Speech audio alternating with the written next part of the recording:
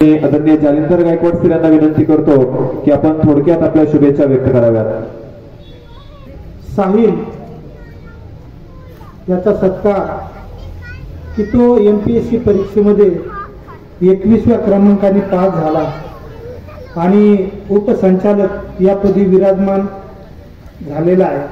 सर्वप्रथम त्याचं मी खूप मोठा असं त्याला शुभेच्छा देतो, स्वागत करतो। सांगायचं एवढंच की तो आमच्याकडं इयत्ता पहिलीमध्ये ज्यावेळेस दाखल झाला मराठी शाळेमध्ये त्यावेळेस मी या ठिकाणी होतो। आदरणीय बाळासाहेब सर आम्ही सर्व मंडळी होतो। इतका शांत विद्यार्थी,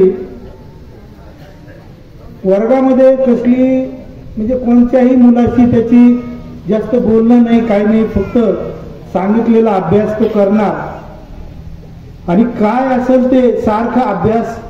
आणि त्याचा खरा मित्र म्हणजे पुस्तक असायचे हे आम्ही त्यावेळेस ताडलं होतं। त्याचे वडील शाहबुद्दीन भैया कधीतरी यायचे, सांगायचे सर लक्ष द्या। आणि असा हा गोड मुलगा इतक्या मोठ्या उच्च पदावर आज गेला, खूप गावाला त्याचा सार्थ अभिमान आहे आणि आमच्या सर्व गुरुजनांनाही त्याचा अभिमान आहे।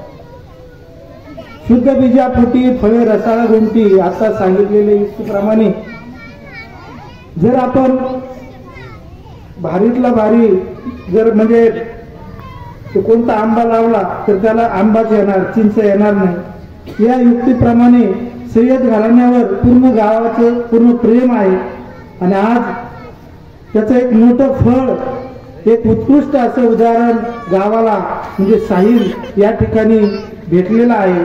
आणि या विद्यार्थ्याचं एक आदर्श आयडियल असं पूर्ण विद्यार्थ्यांनी घ्यावं असं या ठिकाणी मी सांगू इच्छितो। माझाही मुलगा सकाळीच त्याने दुकान हे केलं, मेडिकल उघडलं आणि मला म्हणला पप्पा आपल्याला मानूरला जायचंय। माझे तर लक्षच होतं, परंतु तो म्हणला, तो मुलगा म्हणजे साहिल आणि आम्ही संगती बसायचो एका बेंचवरती। म्हणजे बघा, सांगायचं तात्पर्य म्हणजे की किती प्रेम असतं।